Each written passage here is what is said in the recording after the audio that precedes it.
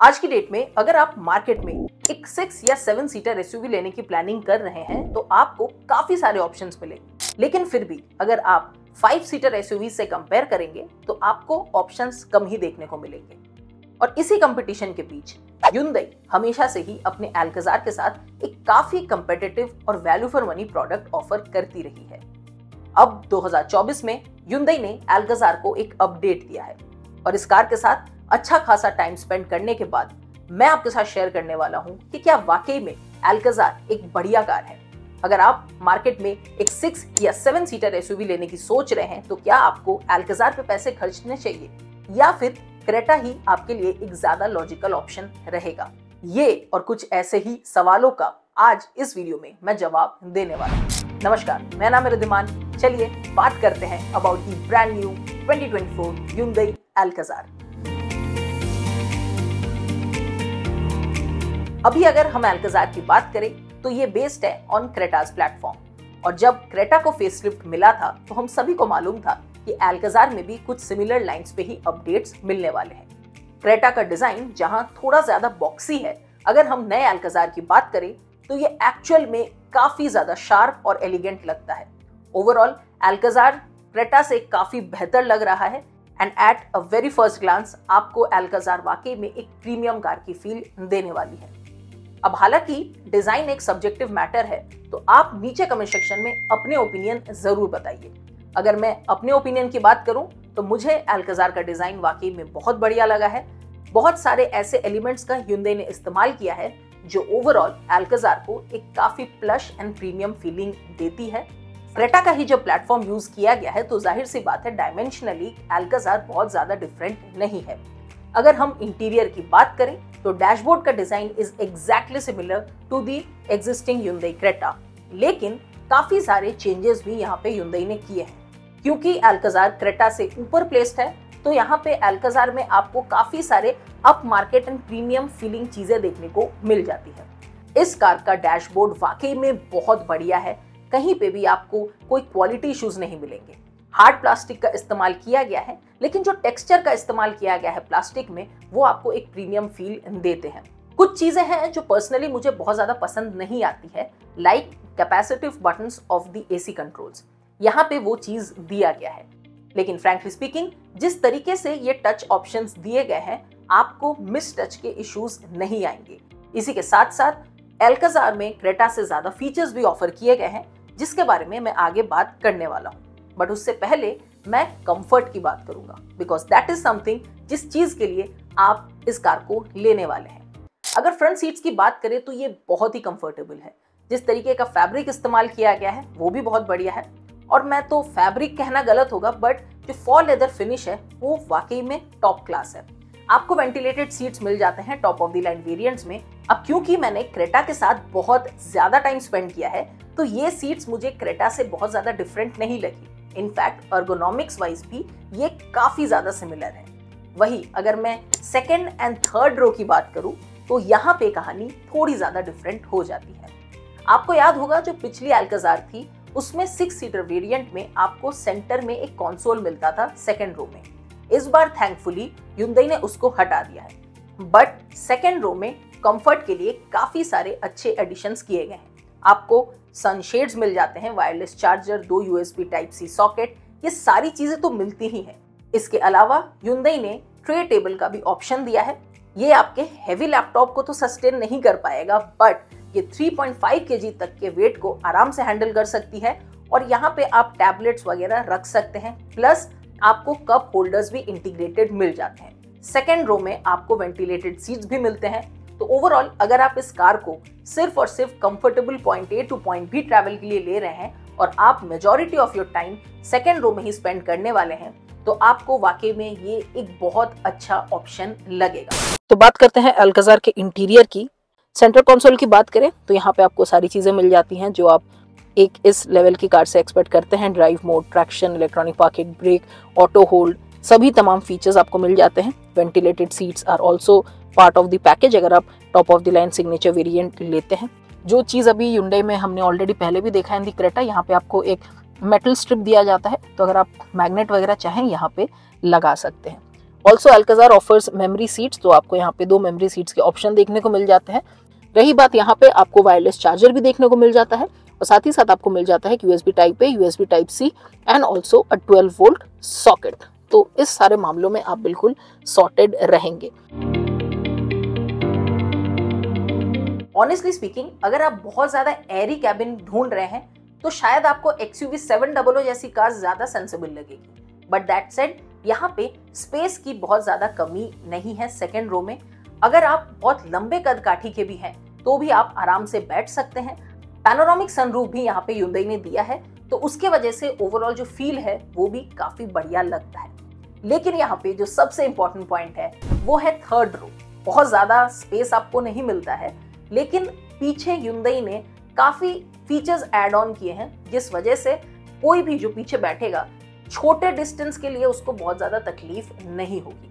हाँ, आप काफी नीचे बैठते हो, जो घुटने हैं वो आपके थोड़े ऊपर रहते हैं और आपको बहुत ज्यादा लेग रूम भी नहीं मिलता है, which is actually not the best place to be इन।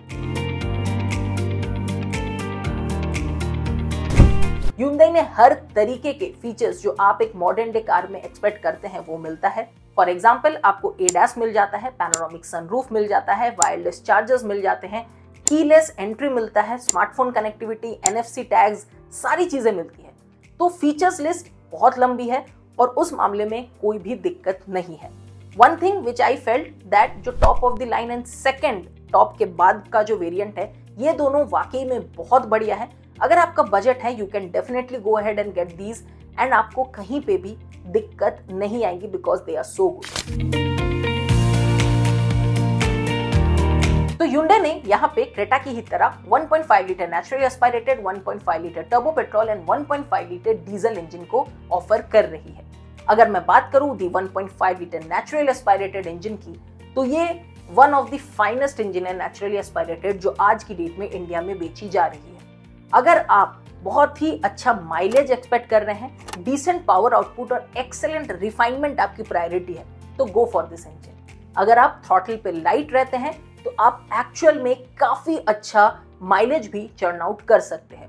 और ये जिस ऑटोमेटिक गियर बॉक्स के साथ मेटेड आता है वो भी जबरदस्त है, बहुत अच्छी रिलायबल गियर बॉक्स है, तो उसमें भी आपको कोई दिक्कत नहीं आएगी। रही बात मैनुअल ट्रांसमिशन की, तो Hyundai की मैनुअल ट्रांसमिशन के गियर्स शॉर्ट हैं और आपको कहीं पे भी हैसल नहीं लगेगी। रही बात about the new turbo petrol engine, तो ये बेहतरीन परफॉर्मेंस निकाल के देती है। रिफाइनमेंट में कोई भी प्रॉब्लम नहीं है और जिस तरीके से ये प्रोग्रेसिवली पिकअप लेती है, आपको ये इंजन चला के मजा आएगा। साथ ही साथ गियर बॉक्स जो 7 स्पीड DCT है वो भी क्विक शिफ्ट्स करते हैं, बहुत ज्यादा अल्ट्रा हाई स्पीड शिफ्ट्स नहीं है अगर आप DSG से कंपेयर करेंगे, but still it is very good. And रही बात रिलायबिलिटी की, तो हाँ, हमें पता है कि it's not very reliable in Indian conditions, but फिर भी मुझे कोई भी दिक्कत नहीं आई। मुझे इसके पहले भी क्रेटा में भी एज सच कोई प्रॉब्लम नहीं लगी और यहाँ पे भी the things remain the same. Diesel के साथ मैंने बहुत ज़्यादा टाइम स्पेंड नहीं किया है, तो उसके बारे में आज इस वीडियो में बात नहीं करूँगा।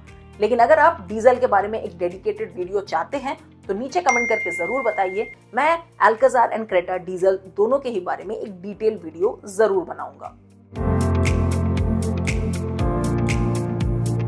देखो, मैं पर्सनली थोड़ा ज़्यादा बेटर एक्सपेक्ट कर रहा था इसके सस्पेंशन सेटअप से, और वो कहीं ना कहीं मैं कहूँगा कि शायद सेगमेंट लीडिंग नहीं है। इससे काफ़ी बेहतर एक्चुअल में मुझे राइड एक्सपीरियंस कैरेंस की लगती है। एंड इससे ऊपर अगर आप थोड़ा ज़्यादा पैसा दे के जाते हो विद सफारी, उसमें ज़्यादा बेहतर रहती है। अल्काजार का suspension setup is kind of so. अगर आप आराम से चलाते हैं तो कोई भी प्रॉब्लम नहीं होगी, और क्योंकि प्राइमरीली ये एक पीपल्स मूवर है, comfort is the main priority of this car, उस हिसाब से आई थिंक टायर के सिलेक्शन का भी थोड़ा सा यहाँ पे इफेक्ट देखने को मिलता है। अगर आप बहुत ज़्यादा हाई स्पीड से कहीं से निकाल रहे हो तो आपको क्लियरली सस्पेंशन में नॉइज और वही सस्पेंशन का जो ट्रैवल है वो अंदर तक समझ में आ जाएगा। But at lower speeds it's very good. ये आपके लिए डील ब्रेकर तो नहीं, बट अगर आपके लिए सस्पेंशन बहुत ज़्यादा एक बड़ा प्रायोरिटी है तो आप उस चीज़ को नोटिस कर सकते हैं। But definitely Hyundai could do a little bit better here। और रही बात हैंडलिंग की, दैट Hyundai की हैंडलिंग अब काफ़ी बेहतर हो गई है और अल्काजार में भी वो चीज़ दिखती है।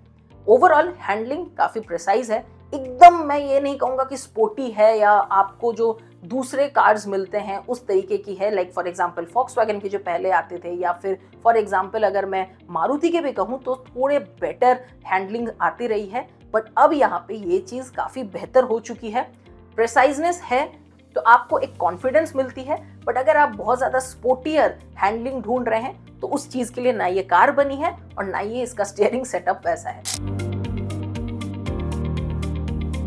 तो अल्काज़ार के प्रोज एंड कॉन्स आखिर क्या है? क्या वाकई में आपको अल्काज़ार लेनी चाहिए? वेल, प्रोज में मैं यही कहूंगा that this car is actually a very good package उन लोगों के लिए जिनको एक अच्छी फीचर लोडेड बड़ी 6 या 7 सीटर कार चाहिए। डिजाइन वाइज ये काफी अच्छी है और Hyundai ने काफी अच्छा काम भी किया है इसके प्रीमियमनेस बाय डिजाइन को उठाने के लिए।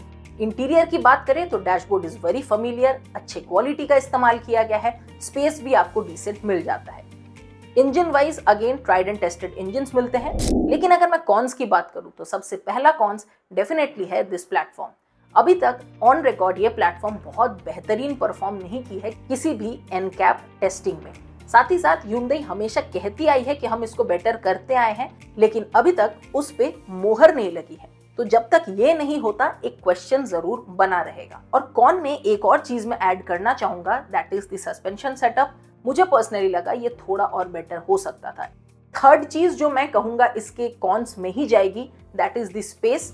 अब ये एक 6 एंड 7 सीटर वर्जन में आ रही है, लेकिन जो लास्ट रो ऑफ सीट है वो टेक्निकली अनयूजेबल सी ही लगती है।